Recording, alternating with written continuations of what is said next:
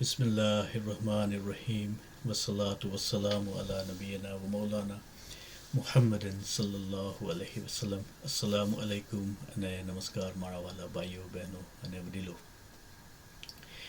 આજે આપણે એક એવી દલીલ શીખવા જઈ રહ્યા છીએ કે એક એવું આર્ગ્યુમેન્ટ શીખવા જઈ રહ્યા છીએ જે મોડર્ન સાયન્સ એટલે કે આધુનિક વિજ્ઞાન અને ઇસ્લામિક ક્લાસિકલ થિયોલોજી જેને કલામ કહેવામાં આવે છે બંનેને એક સત્ય તરફ લઈ જાય છે, એક ટ્રુથ તરફ લઈ જાય છે. આ જે આર્ગ્યુમેન્ટ આપણે શીખવા જઈ રહ્યા છીએ એને ફિલોસોફીની ભાષામાં કલામ કોસ્મોલોજીકલ આર્ગ્યુમેન્ટ કહેવામાં આવે છે. તો દોસ્તો, આ જે આર્ગ્યુમેન્ટ છે એ કોઈ ડીપ ફિલોસોફી નથી, ધ્યાન રાખજો. કોઈ હેવી જાર્ગન નથી કે કોઈ કોમ્પ્લિકેટેડ સાયન્ટિફિક અથવા તો મેથેમેટિકલ કેલ્ક્યુલેશન્સ નથી, પણ એક સિમ્પલ લોજિક છે. એટલું સિમ્પલ કે બાળકને સમજાઈ જાય. તો આ દલીલ કંઈક આવી છે દોસ્તો કે યુનિવર્સ એટલે કે બ્રહ્માંડ શરૂ થયું હતું. યુનિવર્સ શરૂ થયું હતું. તો એ જે શરૂ થયું તો એને એ યુનિવર્સને કોઈ એવી વસ્તુ જે શરૂ થઈ ના હતી તેને બનાવ્યું, અથવા તો એવું અસ્તિત્વ જે શરૂ થયું ના હતું તેને યુનિવર્સને બનાવ્યું. બરાબર? તો આટલું સિમ્પલ છે દોસ્તો, આટલું ચોખ્ખું અને આટલું સંપૂર્ણ લોજિક છે. ક્યારેક શું થાય છે દોસ્તો કે મોડર્ન એજ્યુકેશન સિમ્પલ ટ્રૂથને ડિફિકલ્ટ બનાવી દે છે, પણ અલ્લાહ તાલાની રિયાલિટી હંમેશા સિમ્પલ હોય છે. અલ્લાહ તાલા પોતાના બંદાઓને પોતાની જાતને એટલે કે અલ્લાહની જાતને ઓળખવા માટેની જે બાબતો છે એને કોઈ એટલી કોમ્પ્લિકેટેડ નથી રાખતા દોસ્તો, એટલી સિમ્પલ રાખે છે કે કારણ કે અલ્લાહ જસ્ટ છે, એ અભણ વ્યક્તિ જોડે પણ અને ભણેલી વ્યક્તિ જોડે પણ સરખો ન્યાય કરે છે. અને એટલે જ અલ્લાહનું અસ્તિત્વ અભણ માણસ પર અને બાળક પણ અને વૃદ્ધ પણ અને જુવાન પણ અને દરેક વ્યક્તિ અને એને સારી રીતે સમજી લે છે. તો એના માટે કોઈ કોમ્પ્લિકેશન પેદા કરવાની જરૂર નથી દોસ્તો.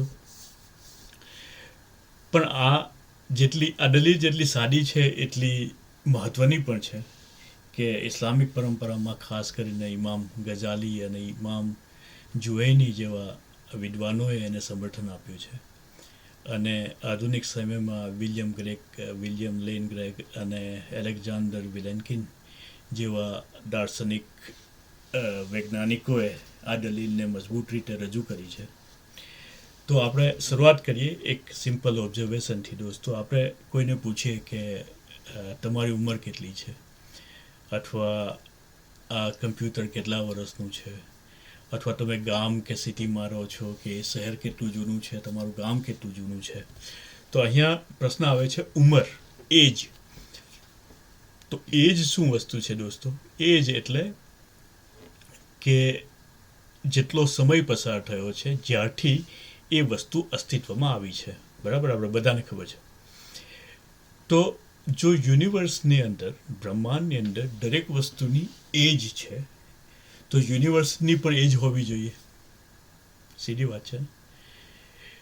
તો એજ હોવાનો અર્થ શું છે કે યુનિવર્સ બિગેન ટુ એક્ઝિસ્ટ, એટલે કે બ્રહ્માંડ અસ્તિત્વમાં આવવા માટે શરૂ થયું હતું. બરાબર? આજના સમયમાં આ કોઈ ખાલી ફિલોસોફી નથી દોસ્તો, પણ આ એક સાયન્સ છે. 1929માં એડવિન હબલ નામના વૈજ્ઞાનિકે એક અદ્ભુત શોધ કરી. હબલ જેના નામ પર, હબલ ટેલિસ્કોપનું નામ જેના પરથી પાડવામાં આવ્યું છે એણે. તો એણે શું જોયું કે ગેલેક્સીઝ ધીમે ધીમે દૂર જઈ રહી છે, એકબીજાથી દૂર જઈ રહી છે. આનો અર્થ એ થયો કે આખું બ્રહ્માંડ ફેલાઈ રહ્યું છે. અને જો બ્રહ્માંડ ફેલાઈ રહ્યું છે તો પાછું ગણીએ તો એક સમય એવો આવવો જ પડે જ્યારે બધું એક જ બિંદુમાં હતું. તો એ જ બ્રહ્માંડની શરૂઆત હતી અને એ જ પ્રથમ ક્ષણ હતી. બરાબર. તો આ જે બિગિનિંગને સાયન્ટિસ્ટ લોકો બિગ બેંગ કહે છે, જે બિગ બેંગ થિયરી એ આ જ છે. તો બિગ બેંગ પહેલાં ઘણા સાયન્ટિસ્ટ માનતા હતા કે યુનિવર્સ ઇટર્નલ છે, એટલે કે એનું કોઈ બિગિનિંગ નથી અને તેથી જ એને કોઈ ક્રિએટરની જરૂર નથી. પણ બિગ બેંગની ઓવરવેલ્મિંગ એવિડન્સીસ આ બિલીફને તોડી નાખે છે. બલકે આ એક સાયન્ટિફિક વૈજ્ઞાનિક સર્વસંમતિ બની ગઈ છે કે યુનિવર્સ બિગેન ટુ એક્ઝિસ્ટ, એટલે કે બ્રહ્માંડ અસ્તિત્વમાં આવવા માટે શરૂ થયું હતું. અને તે પણ લગભગ 13.8 બિલિયન વર્ષ પહેલાં. તો હવે પ્રશ્ન ઊભો થાય છે કે યુનિવર્સને અસ્તિત્વમાં કોણ લાવ્યું? બરાબર. તો આ પ્રશ્ન આપણને લઈ જાય છે આપણી જે દલીલ છે કલામ કોસ્મોલોજીકલ આર્ગ્યુમેન્ટ તરફ. તો આ જે આર્ગ્યુમેન્ટ છે દોસ્તો, એ બે સિમ્પલ ફેક્ટ પર આધારિત છે. પહેલું ફેક્ટ શું છે કે બ્રહ્માંડ અસ્તિત્વમાં આવવા માટે શરૂ થયું હતું. બરાબર. બીજું તથ્ય શું છે કે જે કંઈ શરૂ થાય છે તેને કોઈ બિગિનિંગ કે શરૂઆત વગરની વસ્તુ બનાવે છે. બરાબર. અને આ બે તથ્યોનું કન્ક્લુઝન શું છે કે તેથી યુનિવર્સને કોઈ એવી વસ્તુએ બનાવ્યું જે બિગિન કે શરૂ થઈ નથી. બરાબર. હવે આ ફેક્ટ બે છે, એને આપણે ઊંડું સમજીએ કે કોઈ કહે કે વસ્તુ બિગિનિંગ વગર અચાનક આવી શકે, તો એનો અર્થ એ થાય કે કાર્ડ તમારા રૂમમાં અચાનક દેખાઈ શકે, અથવા તો કેરી તમારા ટેબલ પર અચાનક આવી શકે કોઈ કારણ વગર. તો આવું કોઈ સામાન્ય માણસ માનતો નથી.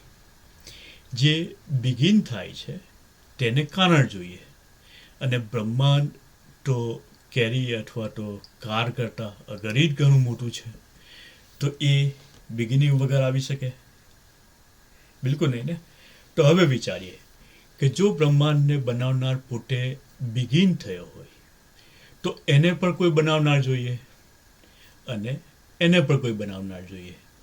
તો આમ એક અનંત ચેન બની જાય જે ક્યારેય જવાબ આપતી નથી. બિગિનિંગ ધરાવતી વસ્તુ બીજી બિગિનિંગ ધરાવતી વસ્તુને ક્યારેય એક્સપ્લેન કરી શકતી નથી. એટલે બ્રહ્માંડનો સર્જનહાર બિગિનિંગ વગરનો હોવો જ પડે. બરાબર. હવે આપણે આવી પહોંચ્યા છીએ એક હદીસ તરફ. ધ્યાન રાખજો, આ ઘણું ઇમ્પોર્ટન્ટ છે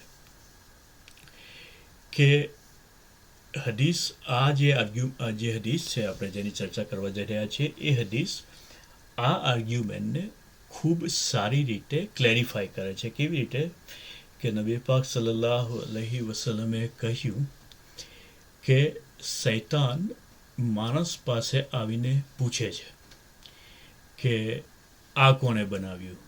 તો આપણે કહીએ છીએ અલ્લાહે બનાવ્યું. પછી એ પૂછશે કે આ બીજી વસ્તુ કે આ કોણે બનાવી? બરાબર. તો આપણે કહીએ કે અલ્લાહ તાલાએ બનાવી. તો એ પછી આગળ શું પૂછશે કે તો પછી તમારા રબ એટલે કે અલ્લાહ તાલાને કોણે બનાવ્યા? જ્યારે આજે હદીસ પૂરી નથી થઈ, હદીસમાં નબી પાક સલ્લલ્લાહુ આગળ શું કહે છે જુઓ કે જ્યારે આ પ્રશ્ન આવે, જ્યારે શૈતાન આ પ્રશ્ન પૂછે કે તમારા રબને કોણે બનાવ્યો, ત્યારે અલ્લાહ પાસે શરણ લો, એટલે કે અલ્લાહની પનાહ માંગો અને એ વિચારને તરત બંધ કરી દો. બરાબર. તો આ હદીસનો અર્થ ખૂબ સિમ્પલ છે દોસ્તો. શૈતાનનો હેતુ ક્યુરિયોસિટી ના હતી, એને કંઈ જાણવું ના હતું, એને તો બધી ખબર છે. બરાબર. તો એનો હેતુ કન્ફ્યુઝન ક્રિએટ કરવાનો હતો, ઈમાનવાળાઓના માઇન્ડમાં કન્ફ્યુઝન ક્રિએટ કરવાનો હતો. શૈતાન સ્ટેપ બાય સ્ટેપ માણસને એક ડેન્જરસ એજમ્પશન તરફ લઈ જાય છે. આ ધ્યાન રાખજો, એક ખતરનાક ધારણા તરફ લઈ જાય છે. કેવી ધારણા તરફ? કે ગોડ એટલે કે અલ્લાહ બિગેન ટુ એક્ઝિસ્ટ, એટલે કે અલ્લાહ શરૂ થયા હતા. બરાબર. જો કોઈ વસ્તુ બિગિન થાય તો એ ડિપેન્ડન્ટ બની જાય, એને કારણ જોઈએ અને એ કન્ટેન્જન્ટ બની જાય. બરાબર. અને કન્ટેન્જન્ટ વસ્તુ ગોડ થઈ શકતી નથી. બરાબર. તો હુ ક્રિએટેડ યોર લોર્ડ? કોઈ પૂછે કે ભાઈ તમારા અલ્લાહને કોને બનાવ્યા? આ પ્રશ્ન પોતે જ ફ્લાઉડ છે. એટલે કે આ પ્રશ્ન એઝ્યુમ કરે છે, ધારણા બાંધે છે કે અલ્લાહ તાલાની શરૂઆત થઈ હતી. રસુલ્લાહ સલ્લલ્લાહુ અલૈહિ વસલ્લમ આગળ શું કહે છે કે આ પ્રશ્નનો જવાબ શોધવાનો પ્રયત્ન ના કરો, કારણ કે એ પ્રશ્ન જ ઇનવેલિડ છે. The question itself is invalid, કારણ કે એની પ્રિમાઇસ ખોટી છે ને. તો અલ્લાહ બિગિનિંગ વગર છે, અલ્લાહ એન્ડ વગર છે, અલ્લાહ ઇન્ડિપેન્ડન્ટ છે અને અલ્લાહ નેસેસરી છે. જે બિગિન થાય છે એ ગોડ નથી, અને જે બિગિન નથી થતું એ જ ગોડ છે, કે એ જ અલ્લાહ છે. કુરાન આ વસ્તુને કેવી રીતે કન્ફર્મ કરે છે? કુરાન કહે છે જો અલ્લાહ તાલાની સિસ્ટમ હદીસ દ્વારા, નબી પાક સલ્લલ્લાહુ અલૈહિ વસલ્લમ દ્વારા, પછી કુરાન દ્વારા અને ઓબ્ઝર્વેશન દ્વારા દરેક વસ્તુ આવીને એક જ જગ્યાએ મળે છે. દોસ્તો જો કુરાન કેવી રીતે કન્ફર્મ કરે છે? કુરાન કહે છે, જેનો તર્જુમો કે you are the once in need of God. તમે લોકો જ છો, એટલે કે ઇન્સાનોને અલ્લાહ તાલા કિતાબ કરીને કહે છે કે તમે લોકો છો જેમને અલ્લાહની જરૂર છે, પણ અલ્લાહને કોઈની જરૂર નથી. 35મી સૂરાની 15મી આયત છે આ. એનો નજીકનો તર્જુમો મેં તમને કીધો. આગળ બીજી એક આયતમાં અલ્લાહ તાલા કહે છે કે he is the first and the last. ઠીક છે? અને એ 57મી સૂરાની ત્રીજી આયત છે દોસ્તો. તો નબી પાક સલ્લલ્લાહુ અલૈહિ વસલ્લમ આગળ શું કહે છે કે અલ્લાહ અસ્તિત્વમાં હતા અને તેમના સાથે કંઈ પણ અસ્તિત્વમાં ન હતું. બરાબર? આ બુખારી શરીફની હદીસ છે. તો universe began to exist, Allah did not.